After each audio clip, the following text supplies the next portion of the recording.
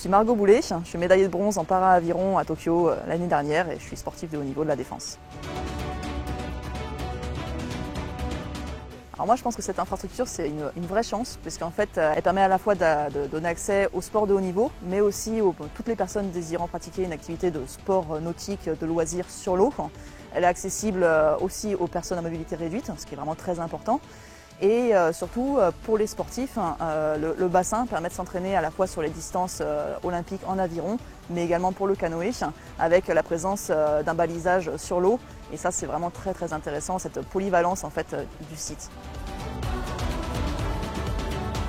Ce site, à mon avis, il est très intéressant pour Paris 2024 pour les délégations étrangères, puisqu'en fait il est très proche de Vers-sur-Marne, là où seront les Jeux en aviron et en canoë en 2024. Et donc ça permet de s'entraîner quasiment dans les mêmes conditions, et ça c'est quelque chose qui est recherché par les délégations étrangères. Et les caractéristiques vraiment intrinsèques de ce site, qui, de par son orientation géographique, en fait, est très abrité du vent, mais également il est uniquement réservé au sport de pagaie ou de rame, et donc on n'est pas entre guillemets dérangé par d'autres activités nautiques.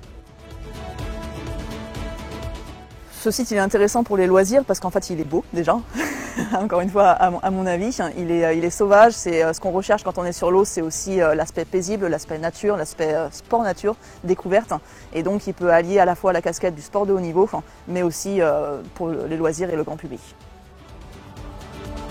Avec vous pour les Jeux.